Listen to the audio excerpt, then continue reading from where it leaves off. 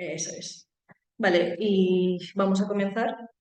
En primer lugar, disculpad por los problemas técnicos. Ha sido un problema de estos típicos de seguridad de acceso, así que hemos tenido que enviar un correo con este enlace y hacerlo desde Zoom.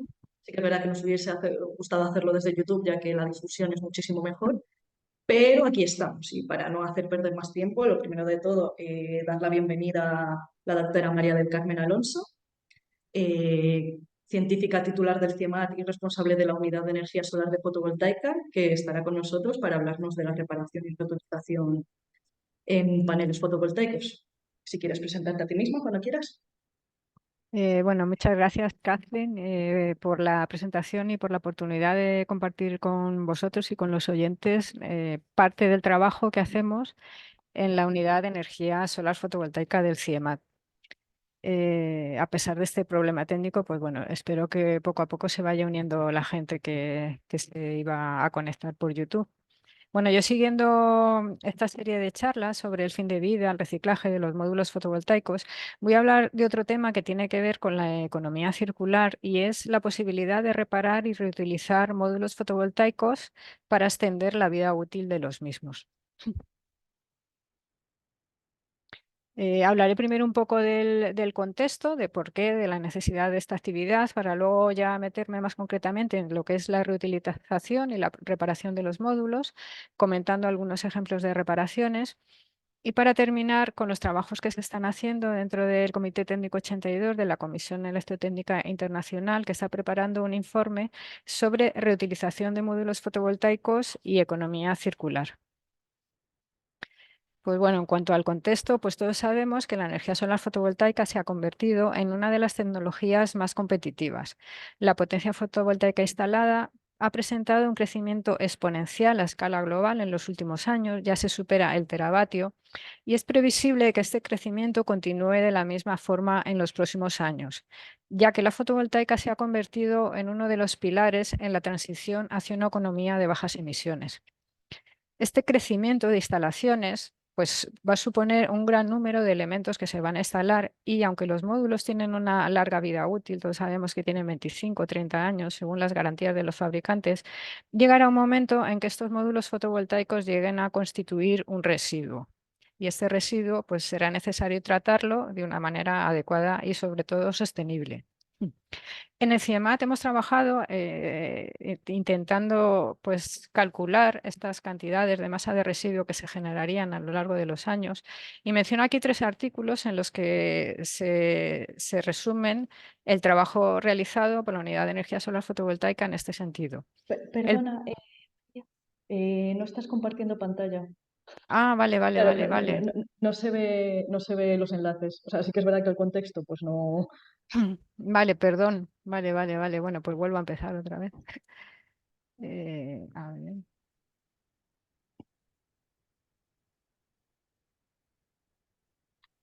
Ay, ahora yo lo estoy viendo. Vale, muy bien.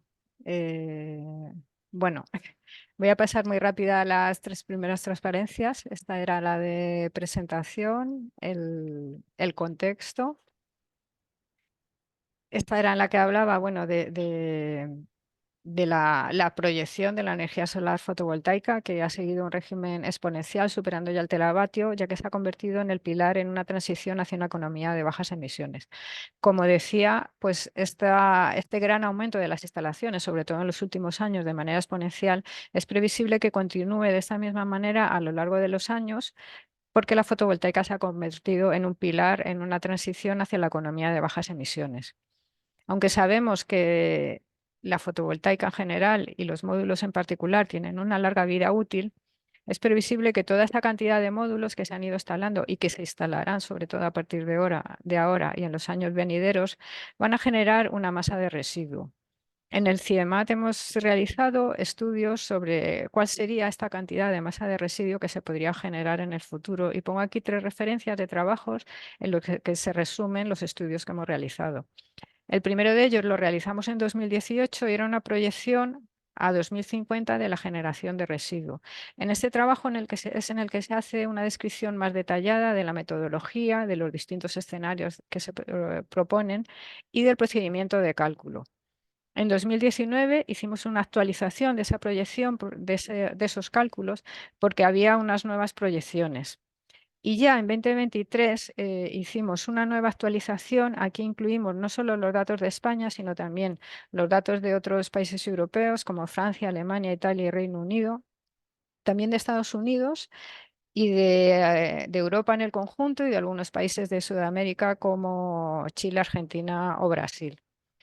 Entre lo que se presenta en estos trabajos, pues por un lado es la evolución de la masa de residuo a lo largo de los años, tanto la masa anual como la masa generada para los distintos escenarios, pero y sobre todo por lo que vemos es que debido a esta evolución de la energía solar fotovoltaica se va a generar una gran cantidad de residuo. Según el escenario regular, que es el más general, pues el mayor productor de residuo para 2050 sería China, con más de 26 millones de toneladas, seguido de la Unión Europea en su conjunto, después Estados Unidos, y de los países europeos analizados, Alemania sería el que tiene mayor cantidad de residuo y España en este escenario tenía 1.262.000 toneladas. Todos estos cálculos se hicieron teniendo en cuenta los planes nacionales integrados de energía y clima que estaban publicados en la fecha en la que hicimos el artículo. Pero bueno, como todos sabemos y los que llevamos tiempo en fotovoltaica sabemos que todas las predicciones a futuro, en general, las predicciones a futuro que se han hecho siempre han sido superadas con creces. De hecho, el objetivo para 2030 del Plan Nacional Integrado de Energía y Clima de 39 gigavatios, en el borrador de la revisión del plan actual de este plan, este objetivo de 39 gigavatios ya pasó a 76 gigavatios. Pues bien, bueno, en el artículo anticipando que esto podría ser una posibilidad, pues ya se hacía un análisis de sensibilidad considerando que estos escenarios de crecimiento, uno de los escenarios se consideraba a la baja con un menos 25%, pero se hacían otros supuestos suponiendo que estos escenarios fueran más amplios, incluido el 100%. En este cálculo sobre el 100%, el valor que se obtenía para 2030 es bastante parecido al de la revisión del Plan Integrado de Energía y Clima de los 76 gigavatios. Con esto, ¿qué quiero decir? Pues que las proyecciones a 2030 de masa de residuo no variaban sustancialmente con estas variaciones, porque esta variación, este aumento, se generaría residuo en años venideros, pero para 2050 sí se produciría una sustancial variación. De 1.260.000 toneladas estaríamos ya casi más cerca de los 2 millones de toneladas. Según esto, pues bueno, se va a generar una gran cantidad de residuo de módulo fotovoltaico. Este residuo de módulo en las plantas en general viene del mantenimiento preventivo y correctivo, de las intervenciones de renovación y repotenciación o porque los módulos llegan al fin de vida. En los últimos años se está observando un aumento considerable de las actividades de renovación y repotenciación destinadas a mejorar el rendimiento de los activos existentes en las plantas fotovoltaicas mediante la sustitución de los viejos módulos e inversores por otros nuevos. Esta sustitución, por un lado, pues abre nuevas oportunidades para optimizar el rendimiento de los activos fotovoltaicos sin comprometer nuevos terrenos. Pero por otro lado, es una sustitución prematura de los módulos, lo cual contribuye a aumentar el número de módulos retirados de las plantas antes de llegar al final de lo que es la vida útil natural. En estas circunstancias podríamos pensar, ¿es el reciclaje la única opción o podría haber una segunda vida mediante la reutilización para estos módulos? Pues bien, existe una directiva marco de la Unión Europea sobre residuos que incluye una jerarquía de residuos. Esta jerarquía tiene un doble objetivo. En primer lugar, reducir al mínimo los efectos negativos de la generación y la gestión de residuos. Y además, mejorar la eficiencia en el uso de los recursos. En esta jerarquía de residuos, que es una pirámide invertida, el paso más alto es el producto, incluiría las medidas de prevención, que son todas aquellas medidas adoptadas antes de que una sustancia o un producto se conviertan en residuo. Y estas medidas lo que redundan es en reducir la cantidad de residuos, por lo tanto se amplía el ciclo de vida, en reducir asimismo los efectos adversos de estos residuos y reducir el contenido de sustancias peligrosas tanto en materiales como en productos. Dentro de esta pirámide, el paso anterior para volver a convertir un residuo en un producto es lo que se llama preparación para la reutilización y como se ve está por encima del reciclado. Entonces, ¿se podrían reutilizar los módulos? Pues sí, es una actividad que presenta oportunidades, pero que no está exenta de dificultades o de barreras.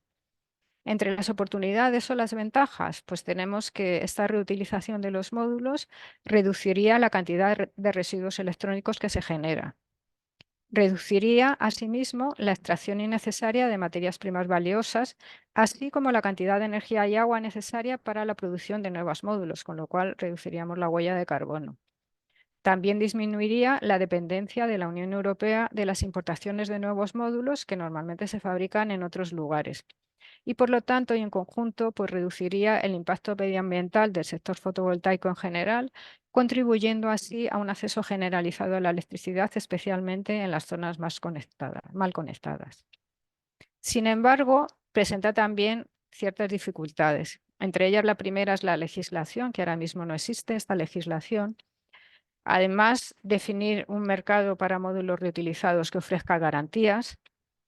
El bajo precio de los módulos nuevos, ahora mismo los módulos nuevos son muy baratos y para que un módulo reparado y reutilizado pues pueda salir al mercado necesita tener un precio muy competitivo.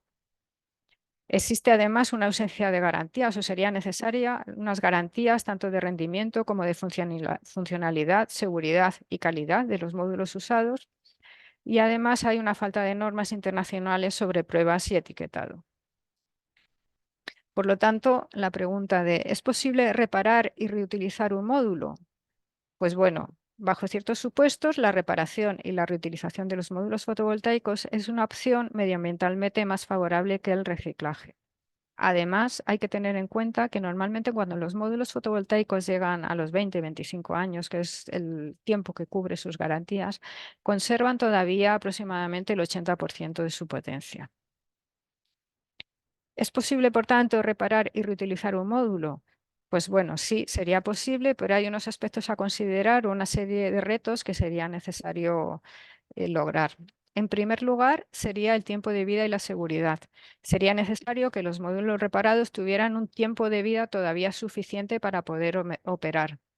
Y además, la seguridad es vital, es decir, esos módulos reparados deben cumplir con todos los requisitos de seguridad.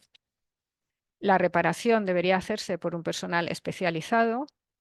Sería necesario definir unos ensayos mínimos tanto antes como después de la reparación, emitir un informe técnico o algún documento que indique que ese módulo ha sido reparado y además hacer un etiquetado, un código QR o de alguna manera una identificación del módulo reparado.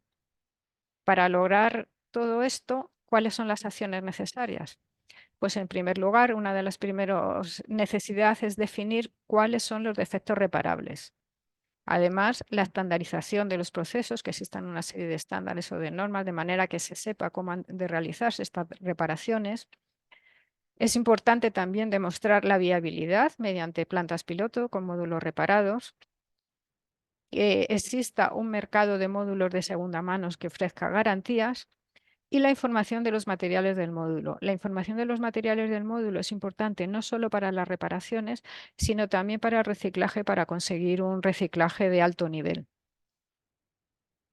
Entonces, bueno, pues para esto de reparar y reutilizar los módulos, como he dicho, lo primero sería definir cuáles serían los defectos reparables. Para ello es necesario pues, contar con técnicas de detección de defectos y fallos en módulos fotovoltaicos y con métodos para caracterizarlo. La primera técnica, lo más fácil y lo más intuitivo es siempre en la inspección visual. La inspección visual ya nos da mucha información sobre los defectos que se pueden encontrar en los módulos fotovoltaicos. Y luego, además de esto, pues tenemos la curva IV y la termografía infrarroja como técnicas ampliamente utilizadas y también la electroluminiscencia, que si bien el equipo quizá sea un poco más complejo, pero también es ampliamente utilizada incluso en plantas. Mediante estos métodos, pues sería detectar cuáles serían los fallos y a partir de ahí decir cuáles serían los reparables. Entonces, ¿es posible reparar y reutilizar? Pues sí, de hecho, ahora mismo ya se está haciendo por empresas especializadas. Los tipos de fallos que ahora mismo se reparan sobre todo son fallos simples en los módulos que requieren una reparación también bastante simple. Entre ellos, por ejemplo, pues el fallo de los diodos en la caja de conexiones, que aquí la acción que se realiza es la sustitución del diodo dañado por otro igual o equivalente. Cuando está la propia caja de conexiones dañada, en este caso la acción que se realiza es el reemplazo de la caja de conexiones. También se observan fallos en los cables o conectores, que es fácilmente reparable mediante el reemplazo de los cables o conectores que están dañados. Y también se ha observado en ciertos tipos de módulos deterioros en la cubierta posterior. En este tipo de defectos, dependiendo de la extensión y la categoría del daño, pues se pueden llevar a cabo acciones de limpieza, reparación y posterior sellado de la cubierta, asegurando la estanqueidad y el aislamiento. De hecho, pues este es uno de los ejemplos que quería mostrar. Este es un artículo de la revista Progress in Photovoltaics, pero hay más artículos de los mismos autores que van en la misma línea. Este artículo habla sobre reparación y mantenimiento preventivo de módulos fotovoltaicos en los que la cubierta posterior se ha degradado y la reparación la realizan utilizando una silicona fluida. Bueno, este grupo de investigadores realizaron diversos estudios porque se observó que había una serie de módulos que habían fabricado entre 2010, habían sido fabricados entre 2010 y 2015, que presentaban problemas en la cubierta posterior de degradado, como el que se puede ver en la foto, de grietas. Pues tras muchos análisis, primero en laboratorio, luego llegaron a la conclusión de que estas grietas se podían reparar. Probaron distintos tipos de materiales, entre ellos pues una silicona fluida, que es la que se muestra en las imágenes. Con esta silicona fluida se pueden hacer las reparaciones tanto en laboratorio como en el propio campo, como se pueden ver en las fotos inferiores. Eh, ¿Es viable la reparación o no? Pues según los autores hay más de 1 gigavatio de módulos que podrían sufrir este tipo de defectos, con lo cual si no se hicieran estas reparaciones serían más de 1 gigavatio de módulos que irían a los canales de reciclaje antes de llegar al fin de su vida, ya que según los autores pues este efecto se produce cuando el módulo lleva entre 5 y 7 años en funcionamiento. Bueno, voy a hablar ahora de otro tipo de reparación. Este sí que lo hemos trabajado en el CIEMAT y está también en una publicación en la revista Renewable Energy, que es la reparación de las cintas de interconexión en las células dentro de un módulo fotovoltaico utilizando métodos no intrusivos para localizarla. Este es un trabajo que se ha realizado en el marco del proyecto Fotovol 3R, que es circularidad de los sistemas fotovoltaicos mediante el reciclaje, la reparación y la reutilización de los módulos fotovoltaicos. Es un proyecto financiado por el Ministerio de Ciencia e Innovación a través de la Agencia Estatal de Investigación. El proyecto tiene varios paquetes de trabajo, pero uno de ellos tiene que ver con la reparación y luego hay otro posteriormente con la reutilización de esos módulos reparados. Y participa, además del CIEMAT, pues, la Universidad Politécnica y el Ministerio para la Transición Ecológica y el Reto Demográfico.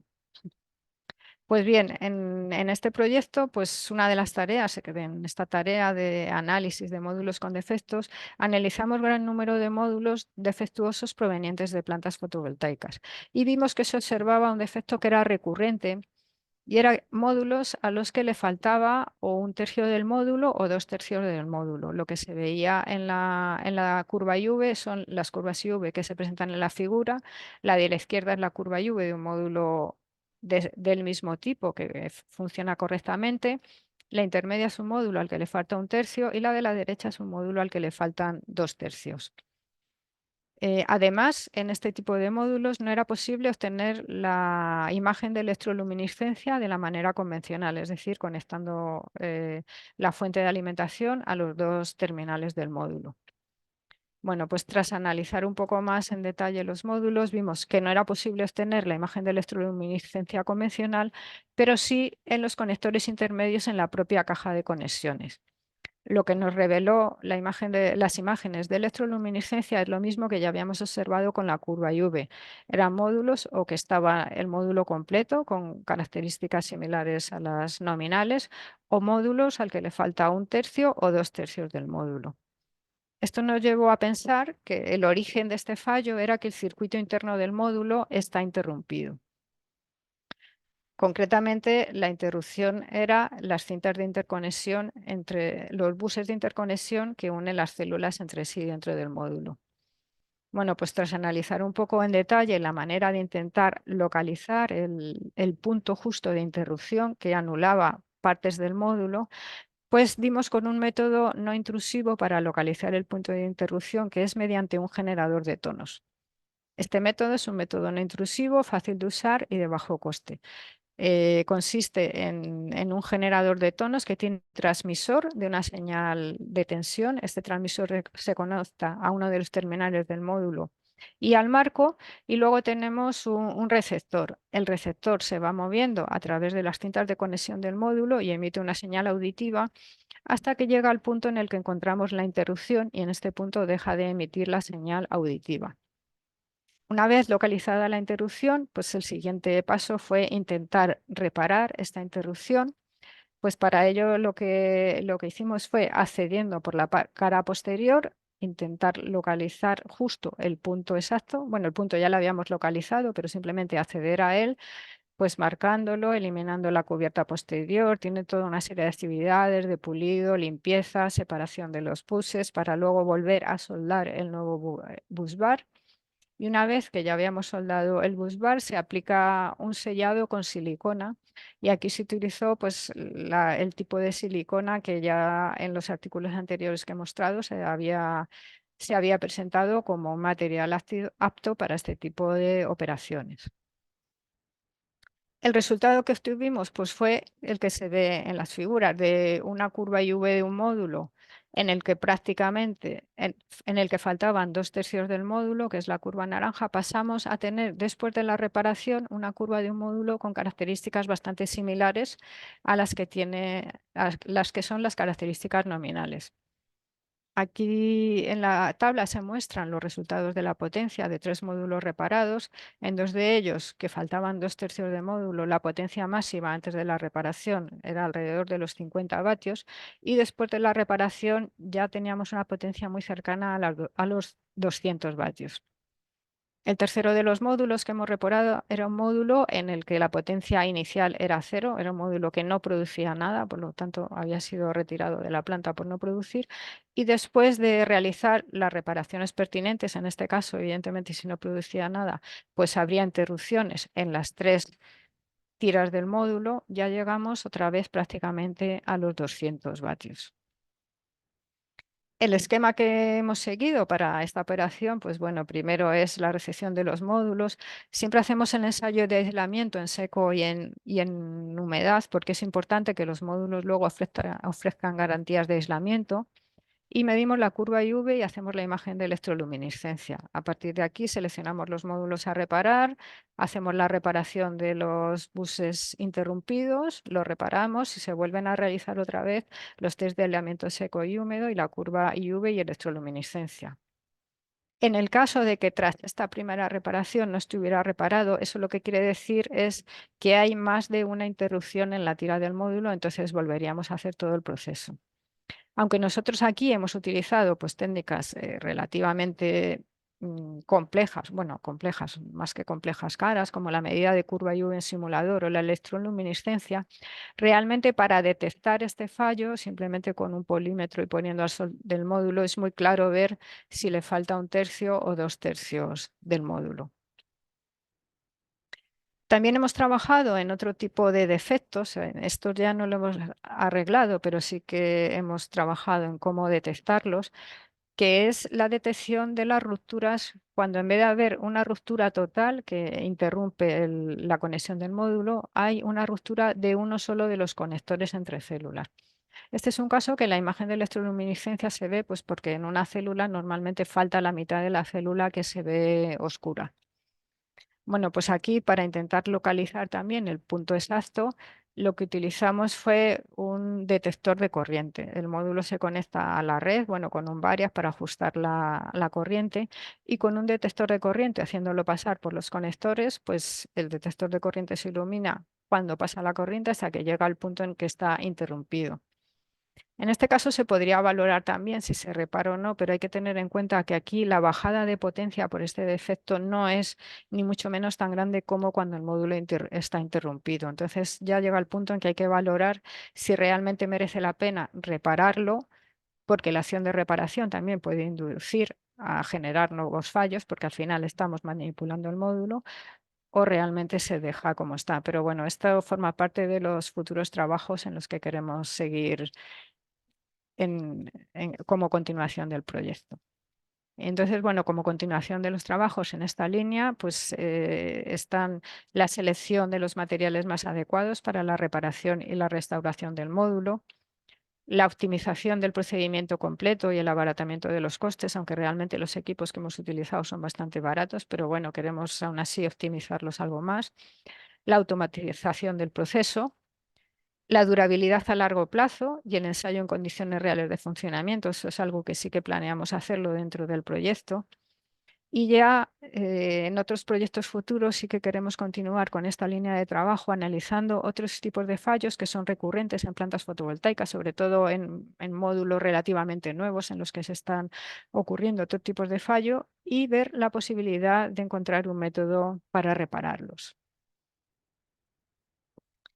Bueno, para terminar ya me gustaría comentar el trabajo que se está haciendo dentro de la Comisión Electrotécnica Internacional en el Comité Técnico 82.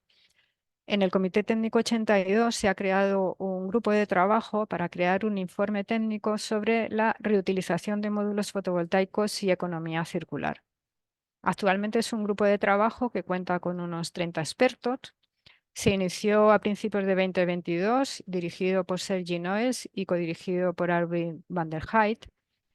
Es un informe técnico y, por lo tanto, al ser informe técnico, no es normativo, es decir, no se permiten criterios de aprobación y desaprobación, pero normalmente un informe técnico es el primer paso habitual para luego crear una especificación técnica o una norma IEC.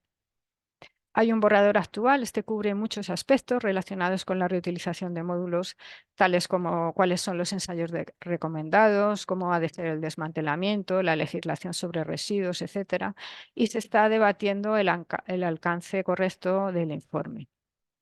Dentro de este gran grupo se ha creado un subgrupo de unas 15 personas para debatir más en concreto los detalles de los ensayos de cualificación de rendimiento y seguridad de estos módulos que serían reparados y devueltos al mercado. Y el primer borrador está planificado para el tercer trimestre de 2024. Bueno, y entre las acciones que se están discutiendo o sobre las que se está trabajando, pues se valoran diferentes estrategias de ensayos para diferentes situaciones. Por ejemplo, si tuviéramos una planta de servicios con módulos aún intactos y que estuvieran todavía montados, pues aquí sobre lo que se habla es un enfoque por muestreo de los módulos. Aquí se asume que todos los módulos más o menos se han envejecido o tienen el mismo grado de degradación. Entonces, el objetivo en este tipo de plantas es decidir sobre la reutilización de los módulos antes de que sean retirados. Entonces, aquí se haría una inspección visual detallada por muestreo y la propuesta es no exigir la medición de la curva IV en cada módulo. En lugar de esto, pues utilizar el coeficiente de rendimiento de las cadenas o mediciones de IV en exteriores, pero por muestreo. También el ensayo de aislamiento en seco de todos los strings y, si es posible, pues localizar si hay alguno defectuoso. El ensayo de aislamiento en exteriores también sería por muestreo y, si fuera posible, pues tomar imágenes de termografía infrarroja o con drones o de electroluminiscencia con muestreo.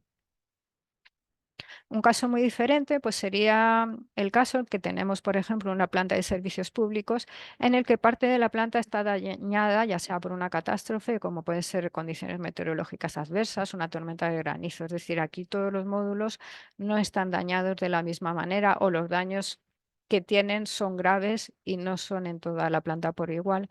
O módulos que tienen un historial desconocido, que ya han sido retirados de planta y que están almacenados en un almacén.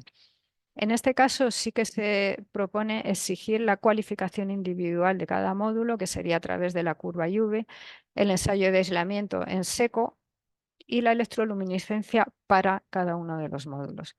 Bueno, esto es parte del trabajo que se está haciendo muchísimo trabajo, sobre todo para tratar de definir, que es muy importante, cuáles serían los defectos reparables, cuáles no, y cuáles serían los ensayos que se han de hacer y cuáles no, para garantizar que el módulo reparado tuviera garantías tanto de seguridad como un tiempo de vida suficiente. Bueno, y con esto termino. Agradecer el proyecto Photoball 3R, que es financiado por el Ministerio de Ciencia e Innovación a través de la Agencia Estatal de Investigación, a todos los investigadores del proyecto Photoball 3R y a Sergi Noes y Arvid van den Hayck, que son los líderes del grupo de IEC a cargo del informe técnico sobre reutilización de módulos fotovoltaicos y economía circular. Muchas gracias y abierta a las preguntas que deseéis hacerme. Vale, perfecto. Pues podemos empezar con la ronda de preguntas. Tenemos ya unas preguntas que se han hecho con anterioridad, pero sí que es verdad que aprovechando que estamos en Zoom, si alguien desea hacer una pregunta, puede levantar la mano o escribirla en la zona de preguntas y respuesta que tenéis. Con respecto a las preguntas que nos han hecho con anterioridad, una nos dice, sobre la reparación de paneles, desearía saber si dicho know-how se imparte ya en formación profesional, como puede ser un técnico superior en instalación y mantenimiento, o requiere una modificación de los planes de estudios actuales. Hasta donde yo sé, y dado que esto es una actividad muy nueva, todavía no se imparte de manera arreglada. De hecho, el primer paso para que se pueda impartir o se pueda, digamos, de alguna manera universalizar, pues es este informe técnico que se está preparando en la Comisión Electrotécnica Internacional.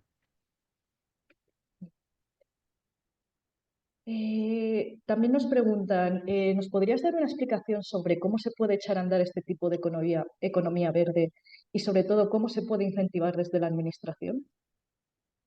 Bueno, pues es una pregunta muy interesante. La Unión Europea está impulsando mucho la economía verde, la economía circular. Recientemente, además, ha emitido documentos del derecho a reparación por parte de los usuarios. Entonces, yo creo que la manera de impulsar esto, aparte de técnicamente, pues garantizar los mercados, hacer una legislativa y garantizar todo el procedimiento, es sobre todo con la difusión de la información. La difusión de la información. Y luego en la Unión Europea también se están intentando crear leyes para fomentar la economía sostenible. De hecho, se quiere crear una política para los productos, para que los productos de la Unión Europea sean sostenibles, que incluye un ecodiseño, un energy label y también un eco-labeling que llaman. Entonces, bueno, pues a través de todas estas legislaciones de la Unión Europea, yo creo que sí que se va a fomentar toda esta parte de reparación. Vale, siguiente pregunta. Nos están preguntando si existe alguna especie de regulación europea para el uso de materiales como las soldaduras, los contactos eléctricos y o celdas solares con plomo. Bueno, regulación de la Unión Europea, que yo sepa, bueno, existen las regulaciones generales que deben cumplir pues todos los productos de la Unión Europea y las plantas de energía solar fotovoltaica también, como es la compatibilidad electromagnética, las regulaciones para los equipos de bajo voltaje y la restricción de materiales peligrosos, pero eso es a nivel general. Luego ya una regulación más en cuanto a los materiales, todo esto que acabo de comentar, del etiquetado verde y todo esto, sí que posiblemente influiría en la elección de los materiales. Pero ahora mismo no hay una regulación como tal. Bueno, cuando se desarrolle un poco más todas estas legislaciones europeas de las etiquetas verdes, etcétera, pues probablemente sí que se profundice en eso. De hecho, en el próximo seminario que tenéis sobre los índices de reciclabilidad, posiblemente se profundice un poco más en el tema de materiales. Y luego comentar que a nivel normativo sí que hay muchas normas sobre los materiales de módulos fotovoltaicos, pero son normas sobre todo para garantizar la integridad del módulo, por decirlo de alguna manera. Son normas sobre los encapsulantes para que no penetre la humedad, para garantizar la durabilidad a lo largo del tiempo. Sobre eso sí que hay. Vale, aquí hay una pregunta un poco más global que nos preguntan, ¿cómo puede ser la fotovoltaica europea competitiva en un mercado global? ¿Made in Euro, o sea, hecho en Europa o hecho por Europa? La verdad es que no entiendo muy bien la diferencia entre hecho en Europa y hecho por Europa. Pero lo que se está, en Europa se creó el European Solar Manufacturing Council hace unos años, que bueno, y hay otros muchos grupos que pretenden impulsar la fabricación europea. Entonces, competir con los mercados externos que ofrecen, en este caso, módulos a bajo coste es muy difícil. Lo que se está intentando es sobre todo producir productos, valga la redundancia, de alto nivel añadido. Y de alto nivel añadido, pues es que tengan, pues, algunas novedades que no tengan los productos extranjeros, o también por la parte esta del ecodiseño, también se podría de alguna manera fomentar un poco la industria europea. Si los productos que han de utilizarse en Europa tienen ciertas normativas o han de cumplir ciertas restricciones a nivel de huella de carbono, pues por ahí también se podría impulsar. Vale, aquí hay una pregunta que dice, ¿puede ser la reparación y reutilización una ventaja competitiva o es más una especie de apaño hasta el reciclaje posterior? Bueno, yo apaño no lo diría, sobre todo cuando a algunos de estos módulos le quedan mucho tiempo de vida. Una ventaja competitiva, bueno, lo que hay que tener claro son los usos que se les pueden dar a estos módulos reparados. En grandes plantas fotovoltaicas posiblemente, eh, bueno, también depende el caso que he comentado de la descubierta posterior, en ese caso sí, pero bueno, un módulo reparados en general se piensa que la utilidad puede ser más para pequeñas instalaciones. Eh, un apaño hasta reciclaje, pues el caso que he mostrado, que son más de 1 gigavatio de módulos que tienen este problema, realmente son muchos módulos para llevar al reciclaje. Entonces, bueno, yo creo que sí que pueden tener una vida y que hay que diferenciar una planta de nueva creación. Es difícil que se ponga con módulos reparados, sobre todo porque además necesita gran número de módulos, pero para otro tipo de aplicaciones de más pequeña escala sí que podrían utilizarse. Claro, esta respuesta ya está muy relacionada con la siguiente pregunta, que es ¿en qué tipo de mercados habría interés en paneles reparados y reutilizados? ¿Quiénes serían los demandantes? La acabas Claro, de bueno, es responder. que demandantes ahora mismo es que ya hay, uno mira en internet y ya hay gente que los compra para sus casas, pues porque son más baratos al final que los módulos nuevos. Es cierto que es necesario la regulación de este mercado, eso es muy importante. Aquí hay otra pregunta que dice, a veces se llevan los paneles a reparar a relaciones internacionales como África. ¿Cómo te aseguras de que ocurre dicha reparación y no sucede como con los plásticos que terminan luego en vertederos? Entiendo que eso está relacionado con lo que dijiste de que tenga un informe, de que se haga una inspección, pero Ef- claro, contesta tú. efectivamente, es que queda todavía mucho trabajo para hacer, pero justamente lo que se quiere evitar es ese tipo de circunstancias, que los módulos reparados vayan a otros mercados que además posiblemente no tengan sus infraestructuras de reciclaje adecuadas. Eso no debería ocurrir si todos los módulos, si se llevaran a cabo la responsabilidad ampliada del productor, que es algo que ya se ha hablado en estos seminarios, que imagino que lo habrán comentado en el seminario de reciclaje. Entonces, si el módulo, una vez que entra en el país, tiene trazabilidad, no debería poder ocurrir este tipo de desvíos hacia otros mercados. Aquí por el chat tenemos más preguntas. Eh, Creo que las puedes leer tú, pero te las voy a A ver, leer. sí, Lo- vale. Los ejemplos de detección y arreglo de busbars que se han mostrado no son demasiado artesanales. Quiero decir, con esto veo muy difícil que un módulo reutilizado compita con uno recién librado al mercado, y más en la situación actual. Sí, bueno, esa pregunta se ha contestado un poco antes. Hmm. Em, si la manera en que lo hemos hecho, esta primera forma, que es la que yo he presentado, es cierto que es un poco artesanal, pero la idea es optimizar todo el proceso y automatizarlo para hacerlo de una manera pues mucho más rápida, pues tal y como se ha presentado el otro ejemplo que se hace ya en campo y de manera rápida y en muy poco tiempo. Hay que decir también que el tiempo que se invierte es muy corto en hacer esta reparación. Competir con módulos nuevos para grandes aplicaciones es muy difícil, pues porque los módulos nuevos son muy baratos, pero es cierto que es posible que es posible, ¿no? Y que realmente hay otro mercado en el que se pueden utilizar. Y luego aquí también vuelvo a preguntar, Mari Carmen, ha mencionado que se pueden detectar rupturas de busbars usando simplemente el multímetro, lo que parece lógico. Entonces, las técnicas de electroluminiscencia parecen prescindibles, no así el trazado de curvas y V, pues con ellas se analiza el antes y el después en términos de parámetros eléctricos. ¿Qué opinión le merece? Sí, pues estoy de acuerdo con lo que dice. Realmente la técnica de electroluminiscencia nosotros la hemos usado porque disponemos de ella y porque hemos realizado un análisis complejo, pero se puede obviar. La curva IV sería conveniente porque, o sea, cuando falta un tercio o dos tercios de módulo con un polímetro se puede detectar. Pero es cierto que hay otra serie de defectos que se muestran en la curva IV que no se pueden detectar con un polímetro. Se puede trazar una curva IV de manera artesanal, pues con una resistencia variable o sacar varios puntos. Pero sí que realmente el trazado de la curva IV sería interesante para detectar otros posibles defectos. A lo mejor se hace una reparación que no se ha hecho muy bien y se incrementa mucho la resistencia serie, la resistencia paralelo. Entonces yo creo que la curva IV sí que sería interesante, la electroluminiscencia realmente no sería necesaria. Vale, nada, te responde que muchas gracias. A mí me ha surgido una duda mientras explicabas y es si se está haciendo un seguimiento de los módulos que se reparan.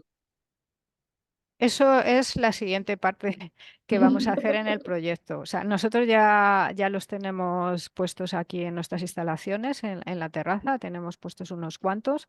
Vamos a poner otros en una, bueno, ya están puestos, pero va a echar a andar otros en una instalación en la Politécnica, que ahí tenemos varios arrays en el que vamos a comparar el funcionamiento de los módulos reparados con el funcionamiento de módulos sin reparar.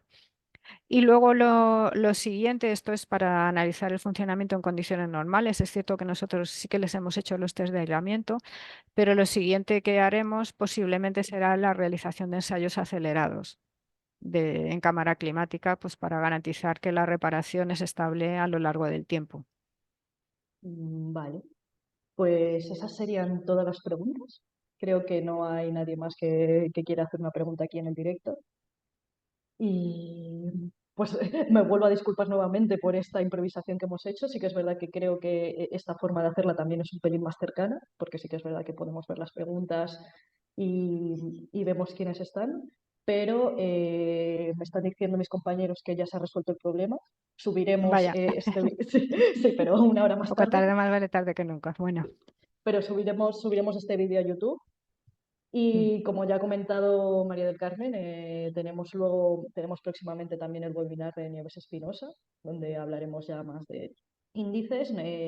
Nos iremos un poco de esta parte tan técnica que ha sido muy interesante, muy, digamos, ingenieril y de manos a la obra, para irnos a temas más relacionados con sostenibilidad, unos temas más abstractos. Y sobre todo, darte las gracias por tu paciencia, por tu explicación. Me ha parecido increíble el contexto, eh, fácil de entender, como ya te he dicho, para alguien como yo, que soy nueva en el sector. mm. Y agradecer también a todos los participantes que habéis tenido que, digamos, que improvisar también con nosotros para meteros en el Zoom. No sé si quieres decir tú también unas palabras. Bueno, pues nada, agradecer de nuevo la oportunidad de compartir un poquito lo que hacemos en la unidad de energía solar fotovoltaica y que, bueno, para los que han podido asistir y los que no hayan podido, que luego lo podrán ver, pues que estamos a vuestra disposición para cualquier consulta adicional. Vale, perfecto. Pues muchísimas gracias a todos. Muchas gracias. Hasta luego. Hasta luego.